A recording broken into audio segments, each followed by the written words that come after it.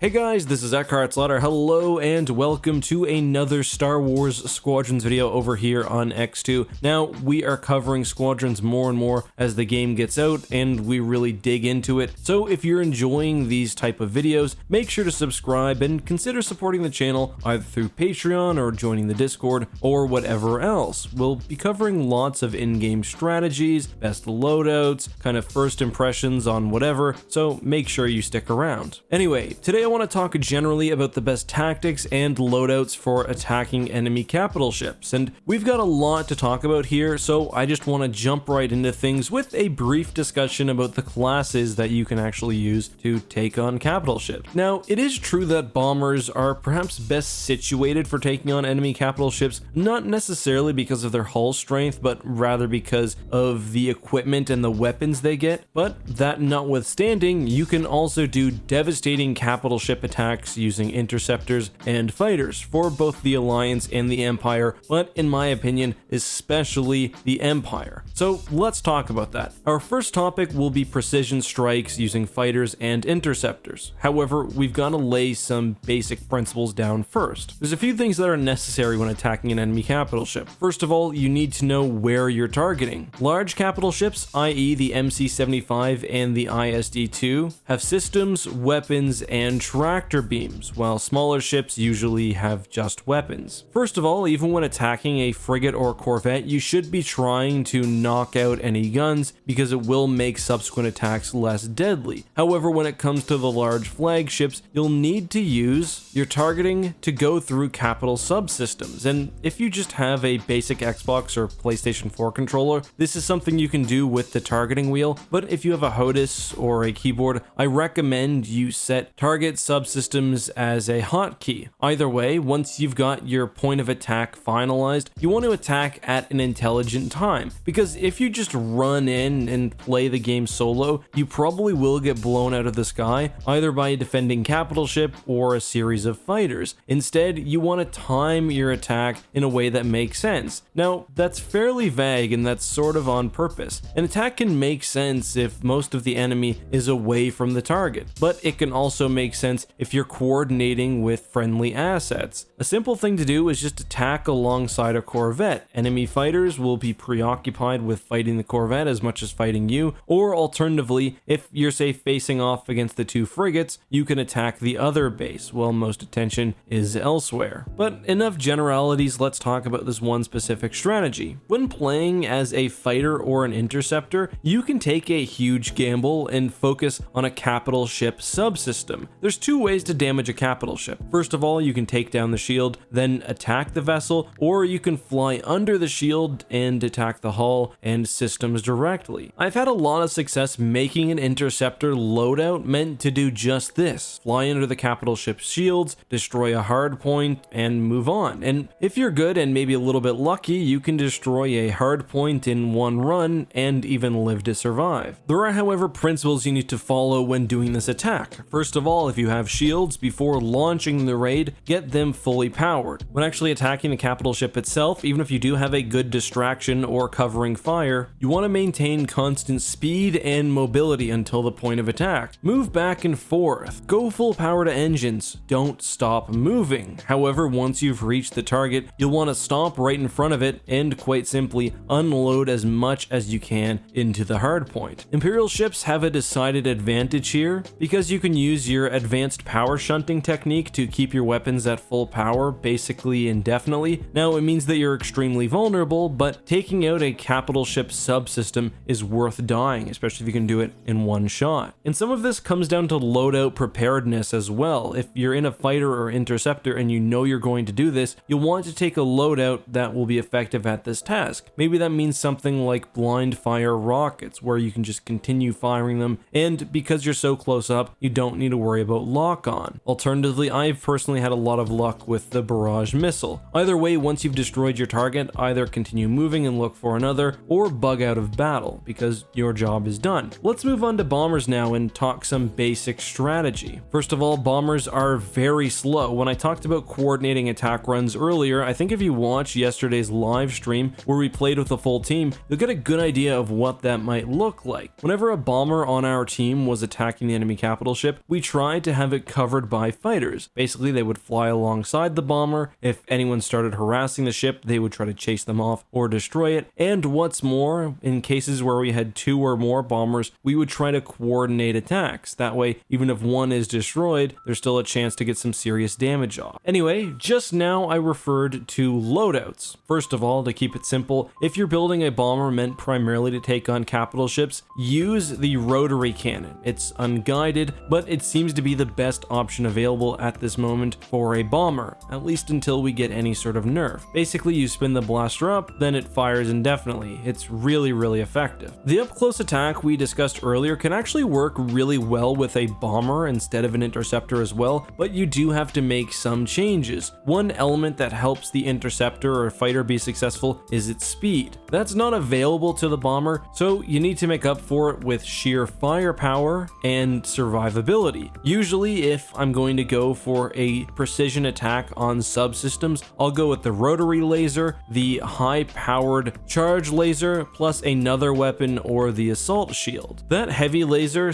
/ rotary laser combination that I just mentioned actually works really well for destroying unshielded targets generally. However, there are other options, including heavy missiles and whatever else. However, that's only one role and one way that an interceptor can be played, so let's talk about some others, and at least ones that I use. First of all, I find that the early stages of attacking capital ships, whether that's on the frigate stage of the battle or the flagship stage, involve taking down the ship's shields. I've got a loadout made specifically for bombing runs, and it contains ion bombs and proton bombs. If you throw these together, not only will you take down the shield of a ship, but you'll also damage the hull. When it comes to the specific loadout, aside from the weapons, I've got a few principles which help me out here. I like to use the jet engines because they provide you with extreme speed, although apparently only for a short period of time. If you're playing Empire, however, you can use the emergency power shunt to give more power to your engines to keep you moving faster for longer. The obvious issue with advanced Imperial power management is, if you're powering your engines, for example, there's literally the possibility that you drain your weapons completely to the point where they're no longer functional. Now, within certain TIE bomber layouts that may be problematic, but for an actual bomber class where you're dropping ion bombs and proton bombs, that's really completely fine. You help your speed bring you to the target, you fire off as much as you can, then you get out of there, which moves us on to our next 2 points. First of all, when it comes to actual bombing runs, there is a little indicator to show that, yeah, there's a ship under you. Generally, you'll want to drop your ordnance, get the ship's shields down if you can, which you can often do in a single run, even if it is the flagship, then get back to a resupply point and live to fight another day. The resupplying is crucial as bombers. It allows your team to continually make attack runs, and this is one of the reasons why you want to keep at least one of your 2 cruisers alive for as long as possible. If you're playing a full bomber loadout with proton bombs and ion bombs, you can literally just drop your bombs off, get back, resupply, and continue to attack. That being said, there is also a difference between attacks meant to take down enemy shields and attacks which will eventually kill the enemy. And this is one of the reasons why you want to be flexible with your bomber loadout. Maybe if you get the shields down, you get back to the flagship, and not only do you resupply, but you switch classes completely. If you're not doing this on a death, you can do so very quickly, especially with smart power management. Alternatively, when we were playing last night, typically I would go in heavy with my double bomb loadout, help drop the shield, and then any other bombers in the match could then focus on hull damage, and if it was the final ship, subsystem damage, which is really important. If you can get the shields down, you have a lot more room for error when attacking the flagship, and this is where you can use the rotary cannon or the heavy composite beam from a distance. When it comes to which capital ship components to target in which order, a lot of that comes down to personal preference. I like to take down the shield first because I see that as the main detriment for future bombing runs, but on the other hand, it's nice to take down the ship's targeting first because once that's dead, resistance becomes a lot lighter. Either way, regardless of the order you do it, you should endeavor to take down the shield generators, the power generator, and the sensors, after which you'll start seeing weak points on the ship which you can attack for massive damage. Destroy those, take the ship's HP down, and you've won. If you don't manage to take the capital ship down, you will be driven back to the defense, and although it is tempting to switch to an interceptor, and if you have the time, feel free to do so, bombers bombers can certainly hold their own. If the enemy is desperate to take on your capital ships, you can literally sit with a bomber, fire your heavy weapons, and take down incoming ships. Bombers are the sturdiest thing on the battlefield, especially if there's something like the assault ship, and if you're loaded up with the rotary cannon, you can output a lot of damage. So you're essentially standing between the enemy and your ships. The only downside, of course, being that you're not very nimble whatsoever, and you need to have a really good aim. But guys, that'll be all from me today. Just to summarize my points very quickly here. The first step when taking down an enemy capital ship is knowing the difference between ion damage and hull/subsystem damage. Use whichever one you need for a given situation. Capital ship attacks are not limited only to bombers. However, bombers should attempt to resupply and survive after they've launched their ordnance. There are several techniques that can help with the nuances of fighting capital ships, including targeting specific subsystems, using teamwork and the AI to your advantage, and just generally you need to find a good balance between being aggressive and not giving the other team pointless death. For loadouts, I recommend the rotary cannon for pretty much any bomber loadout. The ion bombs do a great job of taking down shields, and you have a lot of them, and I think the beam weapon is a good choice for hull damage. That, of course, is just my opinion. Make sure you make several bomber classes with whatever specifics you like. Anyway guys, until next time, please like this video if you liked it, subscribe if you want to see more, and be safe, and may the force be with you.